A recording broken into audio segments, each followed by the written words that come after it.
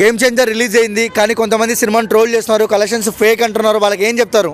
వద్దలో కట్టేడదామని చెప్పి ఒక్కొక్కడికి ఇది first of all political angle అసలు వీళ్ళు ఎవరికి అర్థం కాలేదని చెప్పాలి. అర్థమైందా? అంటే ఈసీ ఏం చేస్తాడో, ఎలక్షన్ కమిషన్ ఏం చేస్తాడో, పొలిటికల్గా ఒక పార్టీని స్థాపించిన తర్వాత ఏం కోరుకొని పార్టీలోకి వచ్చారు, వీళ్ళు ఎందుకు విరమించుకోవాలనుకున్నారో, అప్పన్న క్యారెక్టర్ ఎలా ఉంది, ఆ క్యారెక్టర్స్ అన్నీ వదిలేశారు. డైరెక్ట్ కొడుకు అయ్యాడు, కొడుకు నుంచి సీఎం అయ్యాడు, సీఎం నుంచి అక్కడికి వెళ్ళిపోయాడు, ఇక్కడికి వచ్చేసాడు. వీళ్ళు వచ్చాడు మాట్లాడేస్తున్నారు. సగం మంది సినిమా చూడకుండా మాట్లాడారు. నేను చాలా బాధపడే విషయం ఏంటంటే, నీకు అక్కడ ఒక వ్యక్తి ఇప్పుడు సీఎం పోస్ట్ ఎలా ఇచ్చాడు ఈయనకి అని అడుగుతున్నారు మీరు అక్కడ వాళ్ళ నాన్నగారు లేకపోతే శ్రీకాంత్ అనే వ్యక్తి సీఎం అవ్వడం. అర్థమైందా? అప్పన్న లేకపోతే శ్రీకాంత్ అనే క్యారెక్టర్ సీఎం అవ్వదు. అక్కడ సీఎం మళ్ళీ కొడుకు ఇవ్వడానికి అర్హుడు కొడుకే. కొడుకు కనబడి తల్లి కనబడిన తర్వాత పశ్చాత్తాపం వచ్చింది శ్రీకాంత్లో.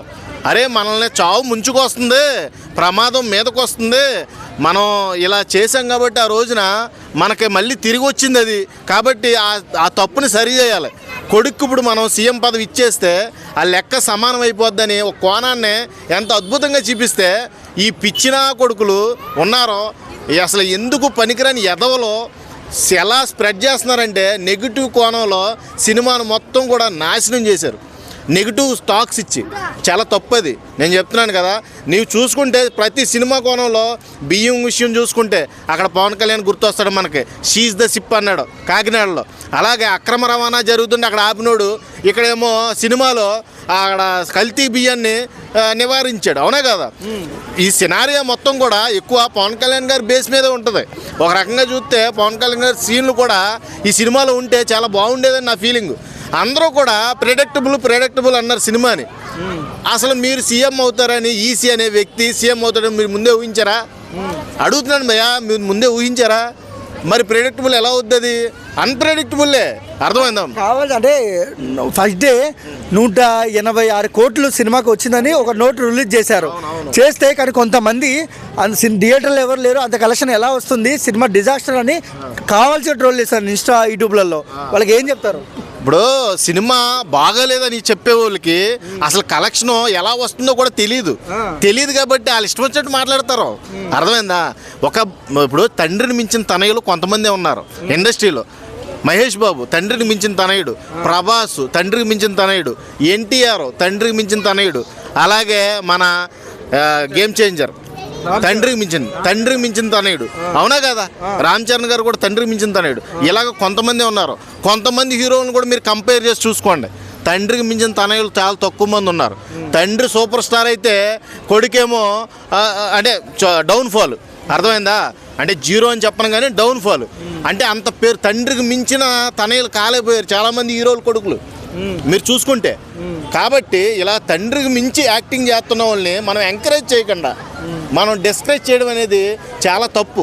అసలు సినిమాని బాగోలేదు అని చెప్పే ప్రతి వ్యక్తి కూడా సినిమాని మోస్ట్ ఆఫ్ ది సినిమాని వాడికి నచ్చిన యాంగిల్స్ లేవు అందుకే బాగోలేదు, ఐటమ్ సాంగ్ లేదు నాకు అందుకే బాగాలేదు. అర్థమైందా? నాకు కావాల్సిన సీన్లు అక్కడ కనబడలేదు అందుకే బాగాలేదు. అంతేగాని సబ్జెక్ట్తో వచ్చిన సినిమాని ఎవడో లైక్ చేయట్లా. Subject is main important. ఈ తరానికి ఎలక్షన్ కమిషను ఎలా తీరుంది, ప్రభుత్వాలు తీరు ఎలా ఉంది. ప్రభుత్వాలు ఇప్పుడు నీకు అక్కడ ఓటుకి ఎంత ఇస్తున్నారని అడిగినప్పుడు రామ్ చరణ్ గారు ఓటుకు 2,000 ఇస్తారా అండి, ఈసారి 20,000 అడగండి అంటాడు. నీకు పవన్ కళ్యాణ్ గారు కూడా జనసేన పార్టీ పెట్టినప్పుడు ఏ లక్ష్యంతో పెట్టాడు? పార్టీ రూపాయి కూడా ఇవ్వకుండా నేను ఈ ప్రభుత్వాన్ని నిలదొక్కాలని పెట్టాడు. అక్కడ అప్పన్న కూడా పార్టీ ఏ రకంగా పెట్టాడు? ఒక్క రూపాయి కూడా అవినీతి లేని రాజకీయాన్ని నేను నిర్మించడానికి ఈ పార్టీని పెట్టా అన్నాడు. కానీ శ్రీకాంత్ అభిమానిగా వచ్చాడు. అక్కడ ఈయన మాట నత్తి ఉండడం వల్ల అతనికి ఇవ్వాల్సి వచ్చింది. ఇచ్చినప్పుడు అతను అవినీతికి పాల్పడ్డాడు. అవినీతికి పాల్పడిన వెంటనే పార్టీని ఏం చేశాడు? తీసేద్దామని నిర్ణయించుకున్నాడు. అక్కడ సరైన బీజిఎం పడలేదు, సెంటిమెంట్లు ఎమోషన్ కనెక్ట్ అవ్వలేదు. ఒక విషయంలో నాకు అక్కడ బీజిఎం ఒక్కటే కొంచెం డిస్సాటిస్ఫై అయింది. సబ్జెక్ట్ మట్టికి ఓవరాల్గా ప్రతి పొలిటికల్ కోణంలో నాకు నెంబర్ 1 సబ్జెక్ట్ అది. అసలు శంకర్ గారు మార్క్ 100% పడింది. ఇక్కడ పడలేదంటే నేను ఒప్పుకోను. అర్థమైందా? ఇది కావాలనే నెగిటివ్ చేస్తున్నారు తప్పితే మంచి subject oriented movie game changer. నిజంగా చెప్తున్నా, I truly appreciate the hero Ram Charan గారు. మళ్ళీ కూడా మంచి యాక్టింగ్తో అసలు అప్పన్న క్యారెక్టర్ భయ జీవించాడు భయ. నత్తి పోగొట్టడానికి ఆవిడ పడిన కష్టాలు చూస్తుంటే రియలిస్టిక్గా అసలు ఎన్ని పూజలు పునస్కారాలు చేద్దే. అక్కడికే రాకపోతే ఈయనే ఒక మనిషిని పెట్టుకొని ఆ మనిషిని సీఎం చేస్తే ఆయన రియలైజ్ అయ్యి మళ్ళీ కొడుకుని సీఎం చేయాలనుకోవడం తప్ప. అసలు ఎక్కడ తప్పు ఉందో మీరు చెప్పండి. అదే మీరు ఎక్కడైనా రేస్ చేసుకోండి భయ. సినిమా మొత్తంలో తప్పు అనే పాయింట్ని నాకు రేస్ చేసి చూపించండి, నేను దానికి ఎక్స్ప్లెనేషన్ ఇస్తా ఖచ్చితంగా.